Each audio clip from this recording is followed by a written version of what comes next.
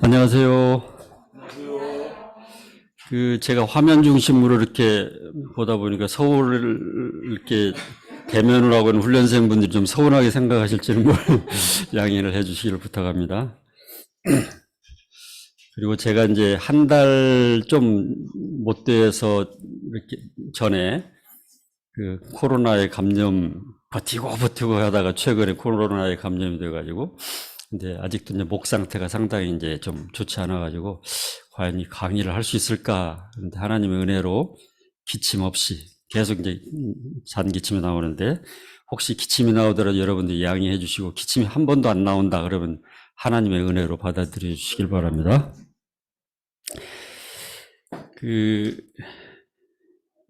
일터에서 제자 선발 과정의 중요성이라는 이제 제목을 이렇게 하다 보니까 과연 내가 얼마나 일터에서 이런 제자 선발 과정 이런 부분을 충실하게 했는가 그런 좀 회개도 하면서 이제 이런 강의 내용을 같이 나누게 되었습니다. 날씨도 엄청 좋고 또 연휴가 이제 이번 달은 특별하게 막 계속 연결이 되는 다음 주도 또 그렇고 이런 좋은 날씨에 여러분들이 훈련받는다고 이렇게 앉아있는 모습이, 좀 정신 나간 사람들이 아닌가, 뭐 이런 생각도 들 수도 있는데, 사람들은 항상 행동이 이제 어디서부터 비롯되냐면, 이제 가치관에 의해서 비롯되는 거죠. 그래서 어느 것에 최고의 우선적 가치를 두느냐에 따라서 이제 행동이 그쪽 방향으로 바뀌게 돼 있는 거죠. 복음서에서 좋은 예가 이제 밭에 감추인 보화를 이렇게 발견한 한 사람이 집에 돌아가서 자기 전 재산을 다 팔아치우고 그 밭을 샀다는 이제 그런 예수님의 비유의 그 내용이 나오잖아요. 밭의 보화를 발견한 그 가치를 아는 사람만이 전 재산을 팔아서 밭을 사는 이제 이런 행동으로 옮기는 그런 상황을 이제 설명하시잖아요. 사람들은 무엇을 만나느냐에 따라서 그 만남에 의해서 이제 어떤 가치관이 변하고 우선순위가 바뀌고 이제 그런 거죠. 여러분들은 바로 예수 그리스도를 만나셨기 때문에 예수 그리스도를 최우선으로 하는 그런 삶을 살아가는 분들이라 그런 생각을 하게 됩니다. 오늘 이제 시간이 많지 않기 때문에 이제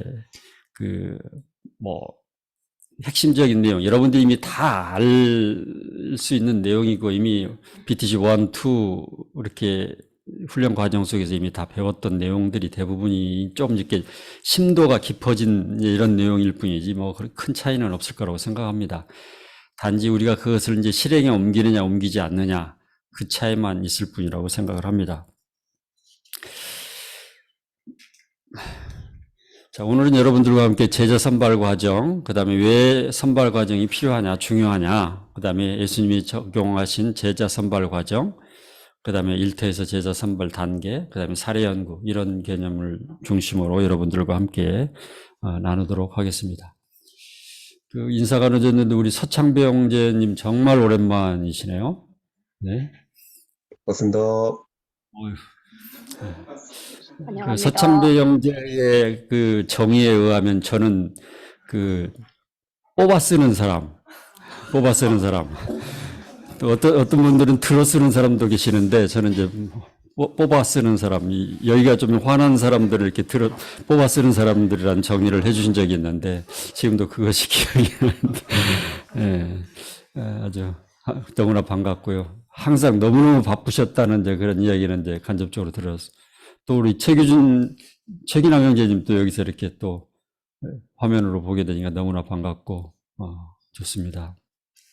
그 외에도 많은 이제 다른 분들도 이렇게 화면을 통해서 뵙게 되니까 최근에 읽고 있는 책 중에 보면 한국교회의 트렌드 2023이라는 책이 이제 나왔는데 그 책을 읽다 보니까 이제 온라인과 오프라인을 병행해서 이렇게 하는 것만이 앞으로 이제 트렌드가 그쪽으로 갈 거다. 그렇다면 이런 트렌드에 맞춰서 가장 우리가 효과적으로 교회 공동체가 사역할 수 있는 방법이 뭐냐? 소그룹밖에 없다. 그런 대안을 이제 제시해 주는 그런 내용들을 봤는데 상당히 공감이 되고 이제 과거의 아날로그 시대의 어떤 패턴, 그런 틀의 인식, 이것만 가지고는 절대 이제 교회 공동체가 생존할 가능성이 없다. 이런 내용들이 이제 그 내용의 주류를 이루고 있는 것을 봤습니다. 자, 그렇다면 이제 도입 질문 하나 던진다면, 현장의 변화 없이 세상은 변하는가? 자, 현장이라는 건 뭐 포괄적일 수도 있고, 우리가 흩어져 있는 각 영역들이라고 볼 수 있는데, 현장의 변화 없이, 또 이 현장 가운데 또 내가 있는 그곳, 내가 있는 그곳이 변화가 되지 않고는 절대 세상은 변화될 수 없는 거 아니겠어요? 그렇죠? 나 있는 곳부터 변화될 때 세상은 변화될 수 있다. 그렇죠?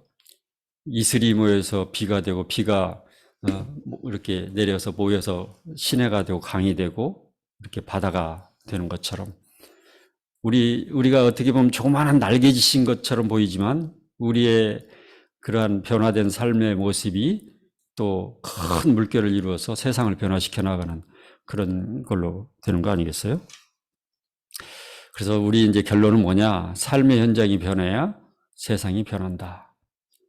내가 있는 그곳에서부터 그런 변화의 주체들이 될 때, 또 변화의 대상이자 주체가 될 때, 세상은 변할 수 있다. 이런 확신을 항상 갖고 살고 있습니다.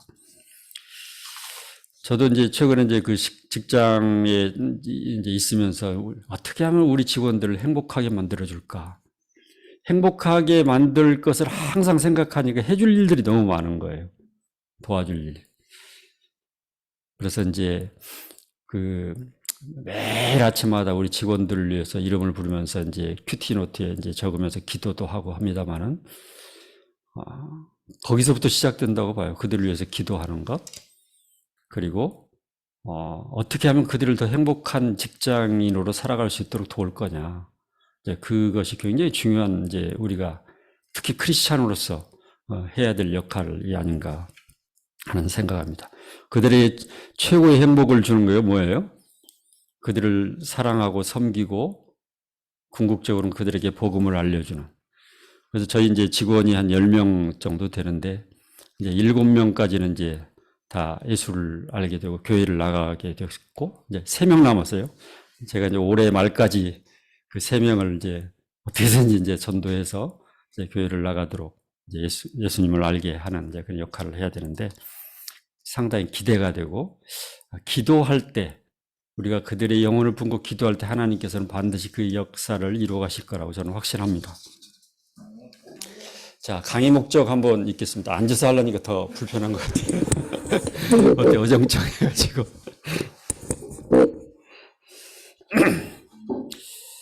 그 일터에서 제자 사역을 발전시키는 데 있어서 주님의 제자를 선발하는 과정의 중요성과 구체적인 방법을 이해하고 적용하는 데 있다.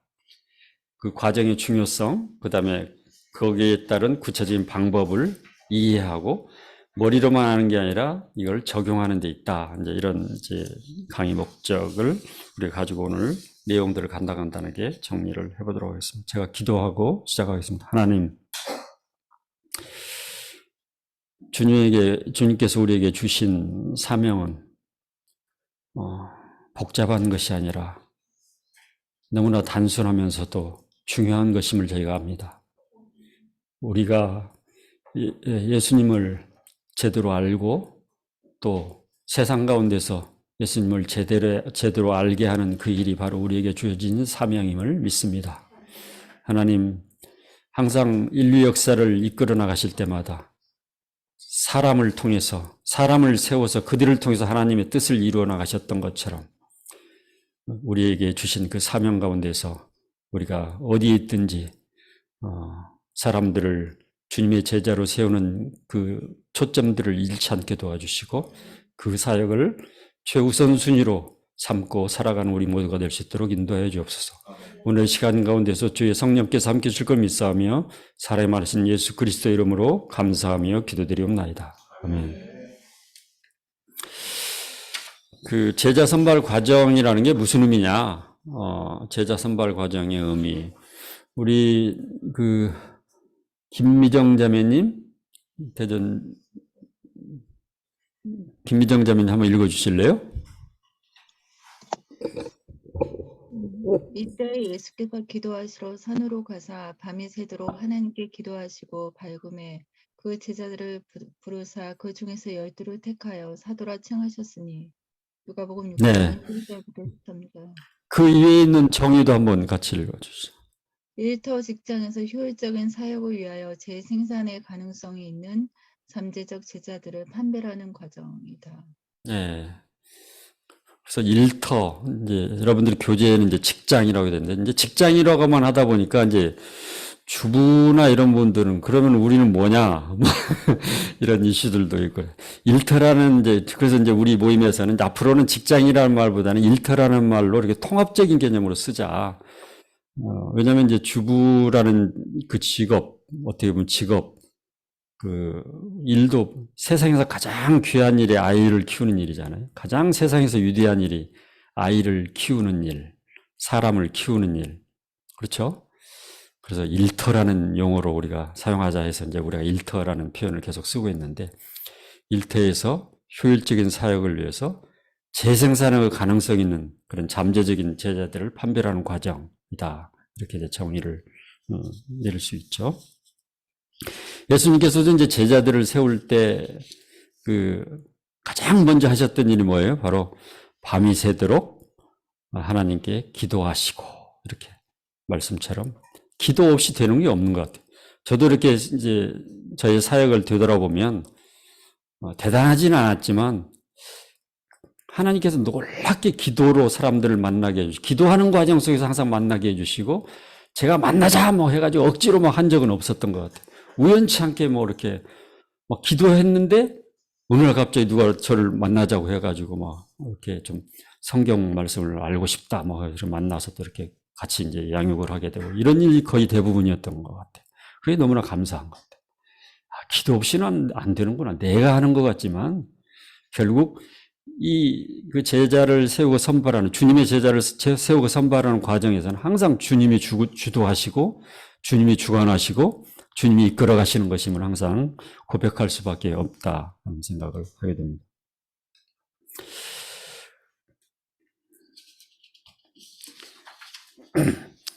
그러면 왜 그런 이제 선발 과정이 필요하냐? 그런 선발 과정이 왜 필요하냐? 우리에게는 굉장히 시간이 제한되어 있잖아요. 우리 인생이 뭐 끼케야 3만 일, 80평생을 살면 날짜로 계산하면 3만 일 정도 되잖아요. 공부한다고 뭐 학생 시절 다 빼고 나면 이제 그 만일 정도가 이제 사라지잖아요. 그러면 이제 2만 일 남아요. 이제 저희처럼 이제 나이가 어느 정도 들어가면서 이제 거의 이제 70, 뭐 60세 중반이 넘어서면 그때부터는 뭐 제대로 할 수 있는 게 없잖아요. 그렇죠? 그 나머지 후반전, 완전히 후반전이 한 만일 빼면 실제 우리가 열정을 가지고 일할 수 있는 날짜는 며칠이에요? 만일밖에 없어요. 그렇죠? 만일. 그래서 우리가 영어 단어로 라이프 하면 L하고 E 사이에 if가 있다고요. 만일이 있다고 그런 얘기도 하기도 하는데, 시간이 없다. 그러니까 모든 걸 다 하겠다고 하는 건 아무것도 안 하겠다는 거하고 똑같은 거죠. 그래서 선택과 집중을 할 수밖에 없는 거. 여러분들이 이제 훈련 받으시면서 시간 관리하고 시간 계획표를 작성하고 하는 이유는 뭐예요? 우선순위에 따라서 행동하기 위한 거 아니에요? 그렇죠? 시간을 효율적으로 활용하기 위해서 한 거잖아요. 그렇죠? 일만이라는 시간을 우리가 어떤 열정을 가지고 우선순위를 가지고 그 일에 집중할 것이냐. 그래서 불필요한 시간 낭비를 하지 않기 위해서 우리가 심플 라이프, 제자의 삶은 세 가지가 필요하다고 그러잖아요. 심플 라이프, 샘플 라이프, 그 다음에 셀프 디나이얼. 그렇죠? 심플하게 살아야 되고 샘플처럼 살아야 되고 자기를 부인해야 되고, 그렇죠? 그래야만 어떤 사역을 이제 효율적으로 할 수 있는, 시간에 제한된 그런 상황 속에서 우리가, 예수님도 12밖에 세우지 못하셨는데 우리는 얼마나 열심히 해야 그걸 세울 수 있겠어요. 그렇죠? 우리는 예수님이 3년 동안 공생에 사셨다 하니까 뭐 우습게 여기기도 하는데, 3년을 시간으로 환산하면요, 우리가 일주일에 우리 수련을 3시간 만난다고 해봐야 30년을 같이 만나도 5,000시간도 안 되거든요. 3년 곱하기 24시간 하면 제자들과 항상 함께 하셨으면, 물론 이제 3년 동안 풀리 이렇게 같이 하지 않은 제자들도 있었습니다만은, 3년을 곱하기 24시간 하면 15,000시간이 넘잖아요. 그래서 우리가 일주일에 한 번 만나는 그러니까 얼마나 그 시간을 효율적으로 집중해서 한 사람에 집중해야 되는가가 바로 이제 나오는 거죠. 그렇죠? 또 그다음에 우리 또 능력의 한계가 있잖아요. 우리가 어떻게 다 할 수 있어요? 몇 사람만 정말 책임져도 그 사람들의 그런 것만 해도 굉장한 한계를 느끼는 건데, 그렇죠? 시간, 능력, 이런 한계. 또 우리가 그런 선발에서 이렇게 선택과 집중을 하지 않으면 지상명령 성취는 요원하다, 불가능하다. 그래서 이제 어떤 분들은 그런 얘기하죠. 승법 번식에 의한 제자 사역, 이것만이 결국 뭐예요? 최고의 방법이 아니라 유일한 방법이다. 이제 그렇게까지 이 방법 외에는 없다. 그렇죠? 유럽 교회나 이런 교회들이 다 사라져가는 그런 상황 속에서 그 교회 사라지다 하는 그 영상을 보면 거기에 어떤 목사님이 한번 나오셔서 어떤 기자가 왜 이렇게 교회가 다 사라져가고 있다고 생각하십니까? 했을 때 그분이 그런 답변, 저도 잘 모르겠어요. 막 속이 터지죠. 왜 그랬을 것 같아요? 왜 사라집니까? 사라지는 이유는 딱 한 가지죠. 사람을 세우지 않았기 때문에. 그렇죠? 사람이 많이 모여서가 아니라, 많이 모여지지 않아서가 아니라, 아무리 사람이 많이 모여도 키맨들을 세우지 않으면 한 세대가 지나면 다 사라지는 거죠. 그렇죠? 기업들보다도 못하죠, 요즘 교회가. 기업들이 요즘 생존을 보고 추구하는 게 뭐예요? 핵심 인재 확보에 모든 목숨을 걸잖아요. 그 인력을 키우고 세우지 않으면 기업이 절대 생존할 수 없다는 그걸 알기 때문에 그런 거죠. 일반 기업들도 경영을 하는데 그런 핵심을 추구하고 있는데 교회는 그걸 모르고 있는 거죠. 5%나 될까요? 그런 인식을 가지고 있는 사역자들이.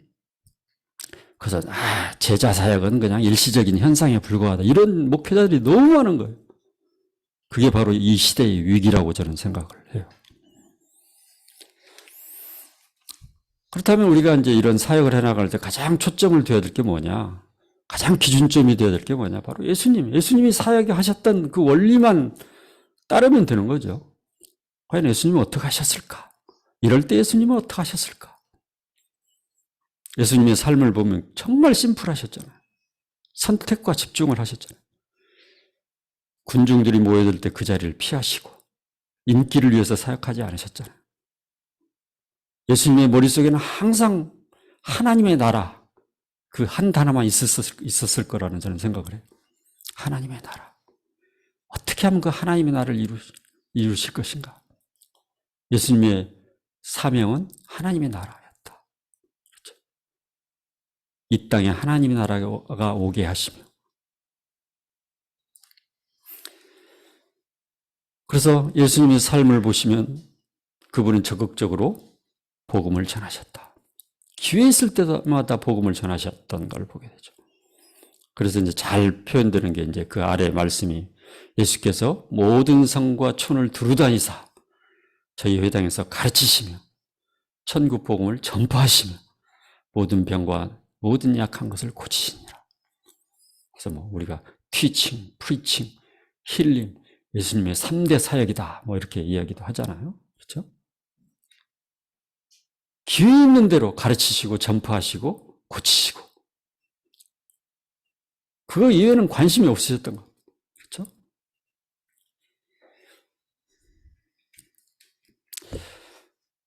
두 번째 예수님의 이제 그 제자 선발 과정을 보시면 예수님이 관심을 가지고 따르는 제자들을 모든 사람이 막 그걸 다 참여시키려고 하시지 않고 자발성을 가지고 따르는 사람들, 그 제자들을 기꺼이 참여시키시고 주도적으로 제자들을 부르시고 그 부르심에 응답하는 사람들을 중심으로 그들을 훈련시키시고 제자로 세우시는 과정들을 보게 되잖아요.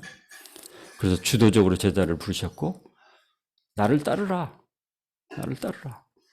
그러니까 베드로, 안드레, 뭐 이렇게 빌립, 뭐 이런 모든 그 제자들이 막 이렇게 뭐죠? 이렇게 그물을 막 깁다가 배와 그물을 버리고 예수님을 기꺼이 곧 따르는 그런 과정들.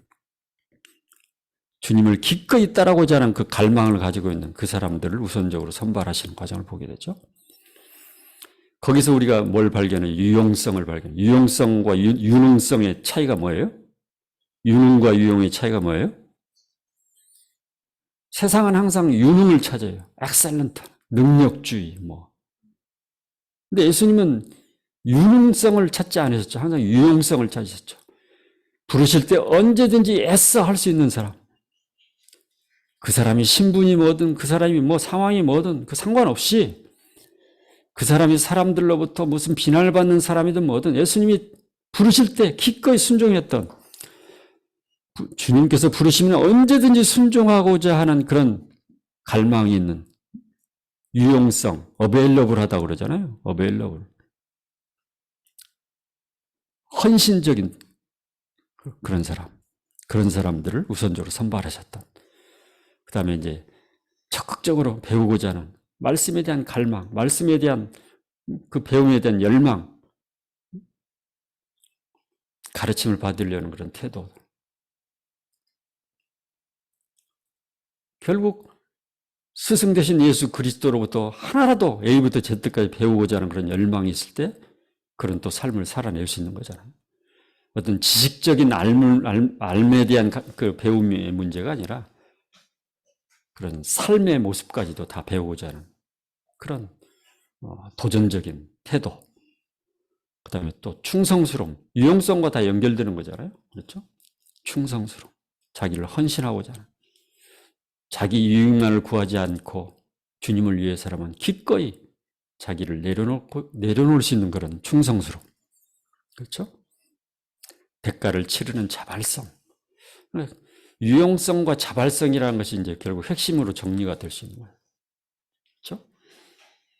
그러니까 세상적인 화려함이 아니라 예수님은 이런 단순하면서도 그 예수님을 향한 그런 열망과 갈망과 예수님이 하신 말씀이라면 무조건 순종하고자 하는 그런 태도를 가진 그런 사람들을 선발하셨다는 게 우리에게 주시는 그 시사점이 굉장히 큰 거죠. 그렇죠?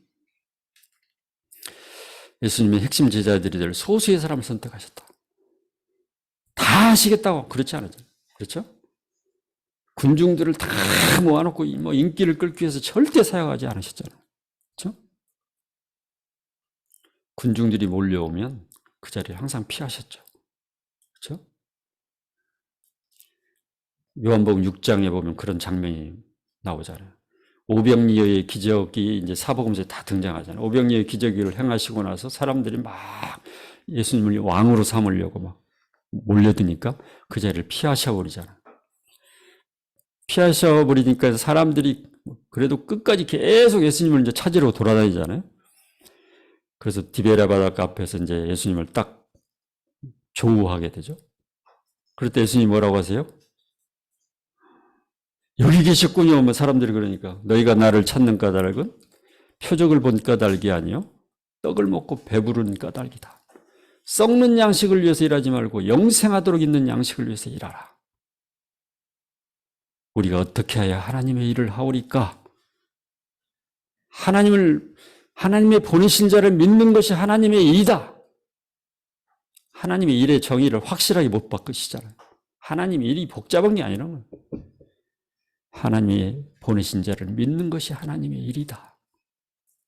그리고 그 뒤로 넘어가다 보면 요한복음 6장 39절 40절에 보면 이제 내 아버지의 뜻은 하나님의 뜻이 뭔가를 분명히 정의를 하시잖아요. 내 아버지의 뜻은 아들을 보고 믿는 자마다 영생을 얻는 이것이 마지막 날에 내가 이들을 다 살리리라 하는 그런 말씀을 하시잖아요. 그렇죠? 그래서 소수의 사람들을 중심으로 그들을 선택해서 사역을 해나가시는 과정들을 우리는 보게 되죠. 그러면서 주님과의 관계를 또 제자들과의 관계를 맺기 위해서 그들을 선택하시고 깊은 그 관계의 문제를 또 이제 터치해 주시잖아요. 그래서 주님이 육신의 몸을 떠나시더라도 그 사역을 대신할 수 있는 만한 그런 소수의 사람들을 선발해서 그들을 떠나시더라도 그 일을 지속할 수 있는 사람들을 이렇게 남겨놓은 그런 정말 기가 막힌 전략으로 이렇게 사역을 하셨던 거예요. 제가 전에 이제 전 직장에 있을 때 이제 그 인사 담당 업무를 했을 때 이제 CEO께 이제 그런 걸 말씀드린 적이 있어요. 이제 본부장들하고 이렇게 CEO께서 이렇게 인터뷰를 다 하는데 인터뷰의 핵심을 뭘 질문해야지 이제 가져와라. 그래서 정리를 해드렸어요. 2가지만 질문하시면 됩니다. 한 가지는 당신이 만약에 그 본부장 일을 그만뒀을 때 당신을 대신할 사람이 누구냐? 1, 2, 3 그거를 이야기해봐라. 그 질문을 하나 말씀하시면 될 것 같습니다. 두 번째는 그렇다면 만약에 3사람을 후보자로 선발해서 한다면 그 사람들을 어떻게 키우고 있는가를 이야기해봐라. 그래서 한 사람당 30분 이상씩 그걸 인터뷰를 계속 이제 돌아가면서 본부장들 인터뷰를. 이거 기가 막히다. 최고의 질문이다. 그렇죠? 그렇죠. CEO가 해야 될 최고의 일이 뭐예요? 사람 키우는 일이잖아요. 그렇죠? 사람 키우는. 우리 사역도 똑같죠. 제가 뭐 굉장히 머리가 좋아서 대단한 아이디어를 가지고 있어서 그런 게 아니라 다 우리 사역에서 배운 거잖아요. 직장에서 똑같은 원리가 적용되는 거 아니에요? 그렇죠? CEO가 할 일, 핵심 키맨들을 키우는 거. 우리 사역도 똑같죠? 예수님이 보여주셨던 원리대로 그런 사람들을 세워나가는 역할, 사람을 낚는 어부. 내가 직장을 떠나더라도 나를 대신할 수 있는 사람들을 정말 세워놓느냐. 내가 떠날 때 아무도 없다. 그러면 그동안 뭐 했지? 가장 슬퍼해야 될 일인 거죠. 어떻게 보면. 그렇죠? 그래서 이제 예수님의 이제 제자 선발 과정을 요약한다면 모든 사람에게 복음을 전하셨지만 그들을 이제 적극적으로 참여시키기도 하시고 그 중에서 또 특별한 사람들, 유용한 사람들, 그런 좋은 태도를 가지고 있는 그런 사람들을 선택하셔가지고 그들을 집중적으로 훈련하시는 과정을 우리가 보게 되죠. 그렇죠? 그래서 이제 우리가 이제 예수님의 사역의 원리를 중심으로 우리가 좀 정리를 한다면 결국 일터 직장에서 제자를 선발하는 단계를 온다면 일상적으로 모든 기회를 활용해서 복음을 전해야 된다. 때를 얻든지 못 얻든지 뭐 우리가 그런 얘기 많이 했잖아요. 그동안 30년을 근무한다면 30년 근무한다면 우리 직원들이 끔찍해. 30년을 어떻게 근무해요? 5년 근무하기도 힘든데 5년 이상 근무 못한다. 요즘 젊은 사람들은 잘 이해를 못해. 30년 근무 이해를 못해. 30년을 근무한다면 점심시간만 해도 7,500일이 점심시간만 잘 활용해도 계속 전도할 수 있다고. 그렇잖아요. 그렇죠? 우리가 거기에 우선순위의 가치관을 두고 우선순위의 생각을 갖지 않기 때문에 못하는 거죠. 기회를 만들면 얼마든지 있는 거죠. 때를 얻든지 못 얻든지. 사도 바울이 마지막 유언의 말씀처럼 남겨놨던 디모데 후서에 보면 말씀을 전파하라. 때를 얻든지 못 얻든지 항상 힘써라. 항상 힘써라. 범사의 오래 참음과 가르침으로 경책하며 경계하며 관하라. 그렇죠? 너무나 당연한 거예요. 우리 크리스찬으로서 우리 스스로가 예수 그리스도를 제대로 알 뿐만 아니라 알게 하는 일을, 그렇죠? 모이는 데만 집중하는 것이 아니라 흩어지는 교회로서의 역할. 그렇죠? 세상 속에 있지만 세상에 속하지 않은 사람으로서 살아가고자 하는 도전적인 삶을 살아내는 그런 삶이 우리에게 필요한 거 아니겠어요? 그렇죠? 여러 가지 기회들이 있잖아요. 근데 우리는 항상 이제 뭐 일터에서 복음을 전한다, 복음만 전하면 되는 걸로 생각하지만 복음을 전하는 전 단계가 있죠.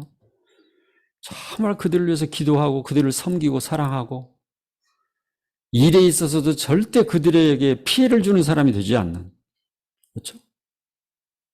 오히려 항상 앞서가는, 그렇죠? 그들에게 도움이 되는 사람, 항상 그들의 장애물이 되는 것이 아니라 디딤돌이 되는 그런 역할을 할 필요가 있는 거죠. 그렇죠? 그래서 여러 가지 그런 개인적으로든 그룹적으로든 우리가 항상 그런 이제 기회들이 우리에게 있는 거 아니겠어요? 그렇죠? 저 같은 경우는 참 이렇게 업무를 도와주는 일로 인해서 이제 그런 만남이 돼가지고 이제 오랫동안 양육을 하게 된 그런 기회도 있었고, 특히 이제 직장에 다니다 보면 그런 어려운 그 환난을 당하는 그런 우리 동료들이 얼마나 많아요. 병원에 입원을 하거나 암으로 입원하거나. 한 형제가 서울대병원에 입원을 했어요. 대장암 말기. 뭐 병원에서는 6개월 이상 못 산다. 판정이 됐어요. 그래서 찾아갔어요. 그래도 저한테 막 화를 막 내면서 왜 그 많은 사람 중에 하필이면 자기가 젊은 나이에 암이 걸렸으니 얼마나 원통하고 화가 나요. 거의 매일처럼 찾아갔죠. 그래서 아침마다 우리 형제들하고 모여가지고 아침 7시에 같이 모여서 큐티하면서 그 형제를 위해서 그 사람을 위해서 기도하고 계속 하나님 불쌍히 여겨달라고 기도하고. 그게 벌써 20년 전이에요. 근데 그분은 지금도 살아있어. 그 이후에 온 가족이 함께 온누리교회를 출석하게 됐고, 그렇죠? 저하고 계속 이제 맨투맨하고 이제 성경 공부 같이 하면서, 지금은 저기 영동 제2고속도로 뭐 대표로 가 있는데, 죽어가지고 벌써 하늘나라 갔어야 될 사람이 지금도 살아서 기적이 일어난 거죠. 힐링. 기도할 때 하나님의 놀라운 일을 이뤄나가시는 것을 발견하게. 그렇죠? 우리가 할 역할들이 그런 거 아니에요? 그렇죠? 다른 사람이 문병을 한 번만 가고 그냥 얼굴 도장만 찍는다면 우리는 도장 찍기 위해서 가는 게 아니라 그 한 명을 살려내기 위해서 10번이고 20번이고 찾아가서 기도하고, 그를 위해서 매일매일 큐티노트 이름 적어가면서 기도하고. 요즘 그 큐티노트에 항상 제가 기록하는 이름이 많이 있지만 이제 특히 어려움 속에 있는 지체들 중에 이제 우리 윤재영 형제님 딸인 사랑의 이름도 항상 매일 큐티노트 이름을 기록하고, 원철 형제님 아들 정훈이 이름도 항상 기록하고 항상 기도하고 있는데,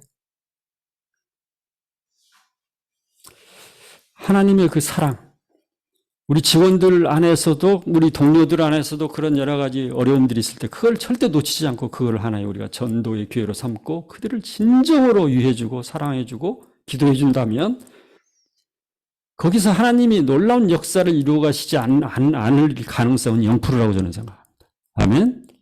그렇죠? 또 우리 선교대회도 초청하고 열심히.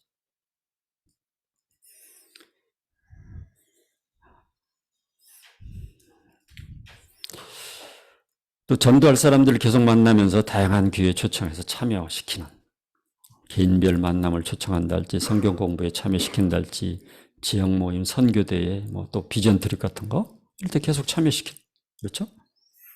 모임의 주요 행사에 함께 참여하는.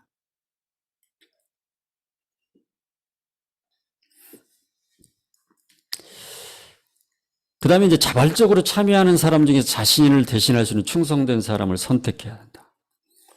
근데 이것도 뭐 강요에 의한 그것이 아니라 정말 자발적으로 나도 같이 참여하고 싶다 기도하다 보면 하나님이 다 그렇게 만들어 가시는 거잖아요. 그렇죠? 참여하고 싶다. 아, 그러냐? 그러는 거죠. 억지로 막 모임으로 인도하지 전에 먼저 우리가 스스로 가고 싶을 정도로, 가고 싶어 할 정도로. 그렇죠? 훈련원만 오면은 뭐 자동으로 뭐 양성이 될 거라고 막 준비도 안 된 사람 하다 보면 거기서 이제 문제가 생기는 경우도 많잖아요. 먼저 만났으면 그에게 전도를 했으면 개인적으로 충분히 양육을 해가지고 그 다음에 정말 본인이 정말 자발적으로 그런 받고 싶어 할 때까지. 그래서 과거에는 1년 이상 이렇게 맨투맨을 한 사람들만 하나서만 BTC1에 이렇게 합류하도록 이렇게 했었는데 과거에는 뭐 100명, 200명 훈련생이 너무 많아가지고 도저히 감당이 안 돼가지고 엄격하게 이렇게 기준했는데 요즘 그게 많이 이제 약화된 것 같아요. 그렇죠? 충성된 사람들, 정말 준비된, 정말 갈망이 있는 사람들을 선택해서 이 역할을 훈련을 받게 하는. 그랬을 때 훈련에 효과가 있는 거 아니겠어요? 그렇죠? 뭐 선발을 위한 여러 가지 자질들도 있는데 다 똑같은 말이죠. 우리가 말하는 패트맨이죠. 패트맨. 그렇죠? 페이스풀하냐? 페이스풀하냐? 믿을만하냐 이거죠. 뭐 영어로 말하는 인테그리티. 정직하고 성실하냐 이거죠. 그 다음에 아까 말한 available하냐, 유용하냐, 배우려는 자세가 있냐, teachable. 가르친다는 의미도 있지만 배우려고 한다는 그런 의미도 가지고 있잖아요. 그 다음에 요즘 굉장히 중요시되는 팀워크. 사람들과 이렇게 서로 관계성을 잘 할 수 있는 그런 자질이 있느냐. 너무나 독선적이고 독립적이고 그게 상당히 이제 그게 어려운 거잖아요. 개인적으로는 굉장히 탁월한데 사람들과 관계성에서 굉장히 취약한. 그랬을 땐 그런 것들을 많이 우리가 보완해 줄 필요가 있는 거 아니겠어요? 그렇죠? 그런 이제 선발을 위한 그런 자질 이런 것들을 잘 이제 체크할 필요가 있는 거죠. 이제 이거는 이제 뭐 여러분들 책에는 없는 겁니다만은 이제 시대가 요구하는 인재상 이제 3C 인재라고 그러잖아요. 그래서 이제 가장 첫 번째가 뭐예요? 인격. 인격이랑은 건 다른 거 아니잖아요. 인격을 이제 빌 하벨스 목사님 같은 분은 이렇게 정의를 하죠. 그분이 쓰신 책에 보면 이제 이런 책이 있죠. 아무도 보지 않는 곳에서 당신은 누구입니까? 그분이 인격이라는 책을 그런 제목으로 쓰셨어요. 윌로우 크릭 교회 빌 하벨스 목사님은 아무도 보지 않는 곳에서 당신은 누구입니까? 그렇죠? 일관된다는 거죠. 리더십을 다른 말로 정의하면 영향력이죠. 영향력이라고 한마디로 요약하면 영향력이라고 하잖아요. 영향력은 어디서 나와요? 영향력은 일관성에서 나오죠. 일관성을 다른 말로 인격이라고 그러죠. 이랬다 저랬다 하는 사람을 인격자라고 하지 않잖아요. 누가 보든 보지 않든 일관된 삶을 살아내는, 그렇죠? 그걸 인격이라고 그러죠. 신뢰가 되는 거죠. 그 다음에 두 번째는 열정. 시대가 요구하는 인재상은 이건 모든 기업들이 다 이런 관점에서 사람들을 선발하고 그러는 거예요. 근데 가만히 보면 이것이 다 우리 제자 선발 그 원리하고도 거의 틀린 게 없어요. 일맥상통. 그렇죠? 주님의 여러분들 요즘 이제 그 부교재로 활용하고 있는 주님의 전도개혁 그걸 수리해서 하고 있죠. 주님의 전도개혁 그 내용이 경영학의 모든 원리가 다 함축된 내용이잖아요. 그렇죠? 그 원리 안에서 모든 걸 다 뽑아낼 수 있잖아요. 예수님의 사역의 원리 안에서 이런 시대가 요구하는 인재상이 다 정리가 되는 거죠. 아무리 인격이 훌륭해도 열정도 없고 뭐 관심도 없고 그냥 뭐 도전 정신도 없고 그러면 그것도 참 가슴 아픈 거잖아요. 그렇죠. 신앙은 좋다고 하는데 아무 열정이 없어.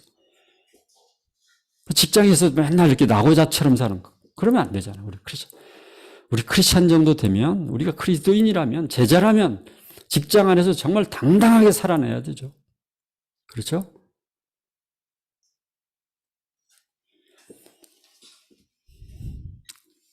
한 번은 이제 직장에서 이렇게 제가 이제 뭐죠? 제안상? 직장에서 제안을 많이 아이디어 막 이렇게 회사에 개선할 사항들 막 제안하고 그러면 상 주는 게 계속 제안상을 타니까 우리 상사분이 당신은 어디서 그런 아이디어가 나오냐? 그래서 제가 하늘을 손가락을 가리키면서 저기서 나오는데요. 그랬더니 이제 같이 웃고 그런 적이 있는데 여러분들이 큐티만 잘하셔도 우리가 당당한 모습으로 직장에서 살아가면 일을 못할 이유가 없는 거죠. 귀납법적 성경 공부만 잘해봐요. 보고서 쓰는 건 아무것도 아니죠. 식은 죽 먹기잖아요. 다 그 로직에 따라서 다 하는 거잖아요. 우리는 매일 훈련하잖아요. 근데 직장에서 우리가 일 못할 이유가 어디 있어요? 그러니까 맨날 서창배 형제처럼 너무 일을 많이 시켜가지고 너무 힘들어. 일을 너무 잘해가지고 오히려 문제가 되기도 하지만 그 다음에 이제 역량. 아무리 인격이 훌륭하고 열정이 있어도 거기에 걸맞는 역량을 갖추지 않으면 뭐 컴퓨터도 할 줄 모르고 뭐 여러 가지 이제 뭐 그 일을 추진해 나가려면 뭔가를 해야 될 역할들을 하나도 할 줄을 모르는 거죠. 그러면 너무너무 답답한 거죠. 이 세 가지 축은 피할 수 없는, 우리가 세상 속에 있지만 세상에 속하지 않는 사람으로 살아가려면 세상 속에 있으면서 그것을 리드하려면 이런 부분에서 절대 우리가 뒤처지는 모습으로 살아서는 안 되죠. 항상 앞서. 저는 요즘 막 이렇게 뭐 유튜브 영상 편집하고 유튜브에 올리고 홈페이지 관리하고 막 이제 그 일을 하는 부분이 좀 있는데 아들 녀석이 이제 그 분야에 이제 조금 이렇게 직장을 다니고 있어가지고 야, 아빠가 60대 중반이 됐는데 아빠가 꼭 이 일을 해야 되겠냐 했더니 아들 녀석이 뭐라고 그러냐면 아빠 배워놓으시면 절대 손해나지 않습니다. 그래가지고 어쩔 수 없이 이제 제가 이제 하고 있는데 하고 나니까 배우기 잘했다. 참 좋은 것 같아. 그래서 우리가 시대의 변화를 빨리빨리 읽고 거기에 맞는, 그래서 그거를 어떻게 선교적으로 활용할 건가, 이런 노력도 정말 적극적으로 필요하지 않나 하는 생각을 합니다. 거기에다가 또 한 가지 뭐예요? 조화와 팀워크. 믿는 사람이든 믿지 않는 사람이든 뭐 다른 사람들한테 무시당하는 사람이든 우리는 항상 그들과 그들을 배려하고 팀워크를 만들어 나갈 수 있는, 그 사람의 인간성이 어떻든 뭐 그건 핑계에 불구하고 우리는 정말 누구하고도 그런 팀워크 할 수 있는 그런 태도와 자질을 갖춰야. 근데 이게 뭐냐? 인적성 검사의 핵심 키가 이거죠. 요즘 이제 그 입사 시험 볼 때 인적성 검사할 때 이 키워드로 인적성 검사를 하는 거잖아요. 그렇죠? 근데 이걸 정리하다 보니까 이게 되는 거죠. 그렇죠? 우리가 너무 잘 아는 패트맨. 원래는 FA T만 있었는데 제가 T 하나를 더 첨가했어요. 그렇죠? 보니까 마지막 부분이 항상 크리스찬들이 직장에서 좀 떨어지는 그런, 그렇죠? 팀워크. 그렇죠? 그래서 우리가 사역을 하면서도 이런 기본적인 자질을 갖추기 위해서 저는 양육할 때도 항상 그냥 뭐 성경 공부만 시키는 게 아니라 이 형제가 이 시대를 그 직장 안에서 살아가는데 필요한 그 역량, 그런 것들 뭘 준비할 것인가. 요즘 한 형제를 양육하면서 계속 리더십 교육을 하고 있는데, 왜냐면 이 형제가 이제 곧 있으면 과장을 달 텐데, 과장을 달려면 리더로서 역할을 하려면 어떤 리더십이 필요한가, 이런 걸 쭉 정리해주고 너무너무 좋아하는. 그렇죠? 항상 2년 후, 3년 후를 준비해라. 그래야지 영향력 있는 그런 삶을 살아낼 거 아니냐. 그래야지 전도도 할 수 있고 그럴 거 아니냐. 그렇죠? 자, 사례 연구를 보면 예수님의 지상 생애를 보면 이제 어빙진슨이라는 분이 이제 정리한 내용인데요. 아주 굉장히 우리에게 시사하는 바가 크죠. 예수님은 열심히 막 그렇게 활동을 하셨지만 예수님 머릿속에는 항상 하나님의 나라가 머릿속에 계셨고, 그 하나님의 나라를 어떻게 이룰 것인가, 결국 사람을 선발해서 그들을 세우는 거기다 모든 초점을 맞추고 있음을 보게 되죠. 어빙 존슨이라는 분은 20세기의 가장 유명한 성경 연구가이기도 분석가이기도 하고 오늘날 우리나라 한국의 아가페 출판사가 있게 만들었던 그분인데 이분의 그 그리스도의 생애라는 그 교재에 보면 나와 있는 표죠. 도표. 12제자가 거의 둘째 해 넘어가는 선에서 이제 예수님이 12제자 선발을 완료하시잖아요.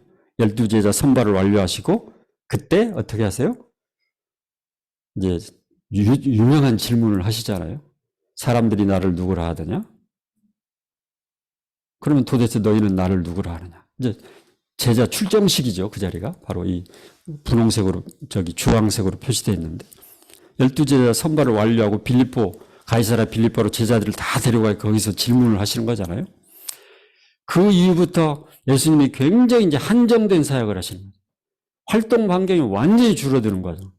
갈릴리 주변을 통해서 거의 이제 거기에서만 이제 활동하시면 제자들을 훈련시키시고 양육하시는 그 일에 모든 걸 거의 집중하시는 그 과정들을 이제 어빙 존슨이라는 분은 그 복음서를 연구를 통해서 이렇게 정리를 하는 걸 보게 되죠. 자, 사례 연구 보면 이제 성경 속의 인물들도 마찬가지. 아브라함, 요셉, 모세, 다윗, 다니엘, 느헤미야 뭐 이런 사람들도 보면 다 직장인들이잖아요. 오늘날로 말하면 그렇잖아요. 아브라함이야 이제 농업사의 농업이 직업이었으니까 그렇죠. 요셉, 모세, 다윗 다 할 것 없이 다 그렇죠. 그들의 특징을 보면 정직하고 성실한 모습이었다. 하나님을 경외하고 그분을 경험했다. 하나님의 도우심을 경험했다. 하나님의 도우심으로 승리한 사람들이었다. 철저히 하나님 중심의 그런 삶을 살아냈던 그렇죠?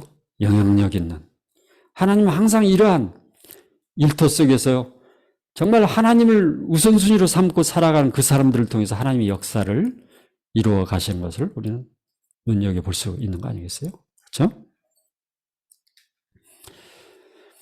뭐 직장의 사례도 그렇게 한번 전 직장에 있었을 때 그 사례들을 이렇게 보면 이제 이런 표를 이제 최근에 이제 제가 잘 이제 나온 지가 벌써 이제 상당 기간이 흘러가지고 그 연두색으로 되어 있는 사람들은 이제 양육하던 형제들 이제 CEO 역할을 지금 하고 있는 분홍색은 이제 목회 길로 들어선 이렇게 해서 세월이 흘러서 보니까 하나님이 또 이렇게 다 준비시켜 주셨구나.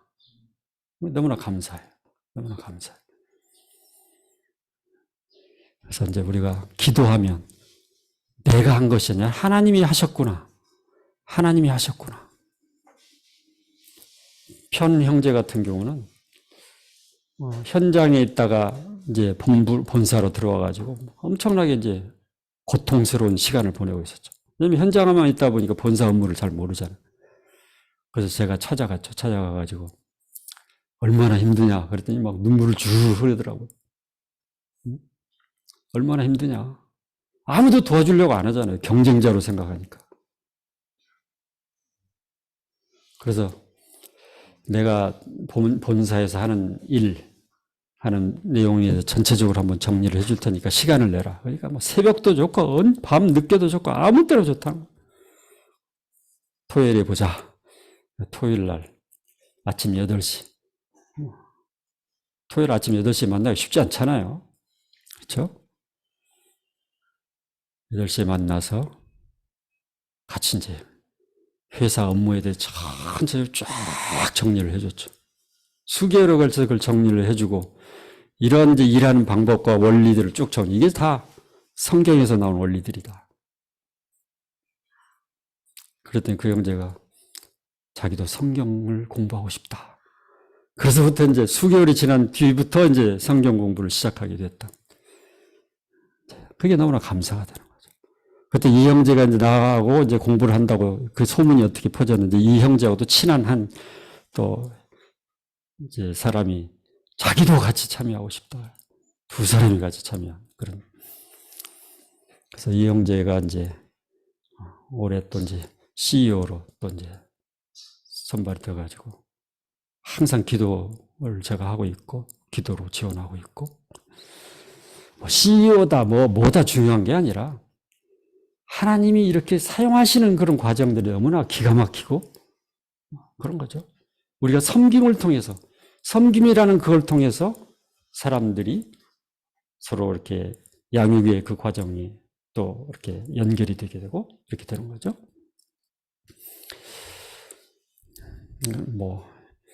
이건 이제 그 데비 플랫이라는 분이 레디컬 투게더라는 책에 나오는 내용이죠. 이거는 여러분들이 이미 다 아는 내용일 거예요. 이미 다른 과정에서도 들었던 내용.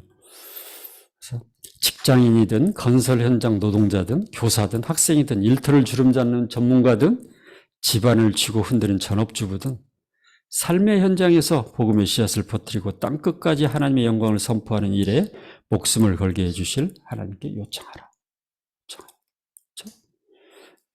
하나님께 요청 드릴 때 하나님께서 우리의 기도를 응답하시고 우리를 통해서 또 그런 일들을 이루어 가시라고 확신합니다. 일터 사역의 전망을 보면 어렵죠. 정말 어렵죠.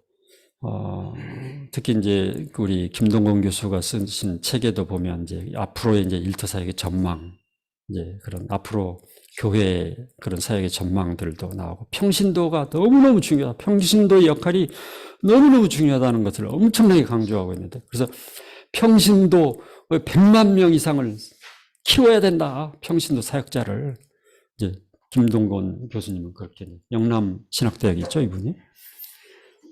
한국교회 트렌드에서도 보면 결국 소그룹 핵심 리더를 강화시키는 거기에 대해서 이제 언급을 하고 있는데 환경이 어려울수록 점점 이제 코로나 이후에 사람들이 교회를 등한시하고 하는 이런 상황 속에서 점점 그럴수록 우리는 더 가까이 소그룹, 맨투맨 이런 걸 통해서 체계적인 훈련과 양육된 정의화된 제자 육성이 더욱더 절실해진 그런 시대에 우리는 직면해 있다.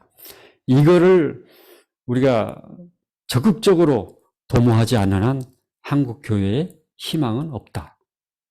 우리 BBB 공동체에도 희망이 없다. 그렇죠? 사람 세우는 일이 소홀히 해지는 순간 기업이든 교회든 우리 공동체든 어디나 희망이 사라지는 그런 상황에 직면해 있다. 이렇게 볼 수 있죠. 결론적으로 교회 공동체의 생존 전략은 뭐예요? 교계와 학계와 일터 사역자 함께 서로 협력해서 하는 것이다. 김동근 교수님이 이렇게 이야기하죠. 기독교의 미래는 창의적이고 열정적이며 전문성을 가진 일터 평신도 신학자의 참여 여부에 달려 있다. 그렇죠? 여러분들이 키를 가지고 있다는 거죠. 여러분들 한 사람 한 사람의 역할이 그만큼 중요하다.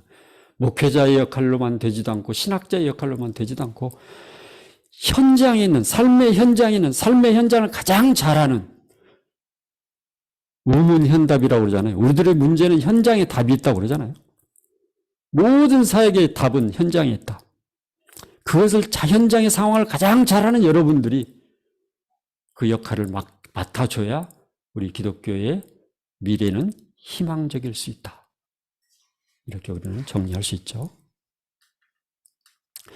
그래서 힘들지만 여러 가지 상황적으로 이렇게 분위기상으로 환경적으로 너무너무 직장 상황도 힘들고 경제 상황도 힘들고 정치는 우리가 너무나 엉터리라 생각 안 해도 되고 그렇지만 기도해야 되죠. 우리가 정말 움직이는 자, 이런 아름다운 꿈을 꾸는 우리 동역자들과 함께 절대 손을 놓지 말고 많은 사람들이 다니지 않는 길, 좁은 길, 협착한 길, 그렇지만 그 길은 생명으로 인도하는 길이다. 한 사람을 살려내는, 수많은 사람을 살려낼 수 있는 가장 유일한 길이다. 사람을 세우는 일이. 이거를 여러분들이 잊지 않고 훈련에 참여하시고 또 잘 배우셔서 또 이걸 잘 적용하셔서 주님께 칭찬받는 그런 분들이 됐으면 참 좋겠다 하는 생각을 하게 됩니다. 적용점은 여러분들이 이제 개별적으로 한번 이제 여러분 교재에 나와 있는 거니까 사진 안 찍어도 돼요. 이 정도로 해서 오늘 마무리하도록 하겠습니다. 제가 기도하도록 하겠습니다. 기도하고 마치겠습니다. 하나님 감사합니다. 주님께서 보여주셨듯이 주님께서 사셨던 삶의 원리에 따라서 우리도 살아가게 하옵소서. 세상의 논리가 아니라 주님의 논리를 아버지 하나님 가장 우선적 가치로 삼고 살아가는 우리가 될 수 있도록 하나님 도와주옵소서. 일시적인 인기를 위해서 사는 자들이 되지 않게 도와주시고 주님의 인격을 소유한 자들로서 우리가 있는 그곳에서부터 변화를 일으키는, 사람들을 변화시키는, 그래서 세상에 선한 영향력을 미침을 통해서 그들의 생명까지도 살려내는, 그리고 그들을 나가서 제자로 세우는 우리 모두의 사역이 될 수 있도록 하나님 인도하여 주옵소서. 주님께서 오늘 시간 가운데 함께해 주심을 감사드리며 사랑이 많으신 예수 그리스도의 이름으로 기도하였습니다. 아멘. 감사합니다.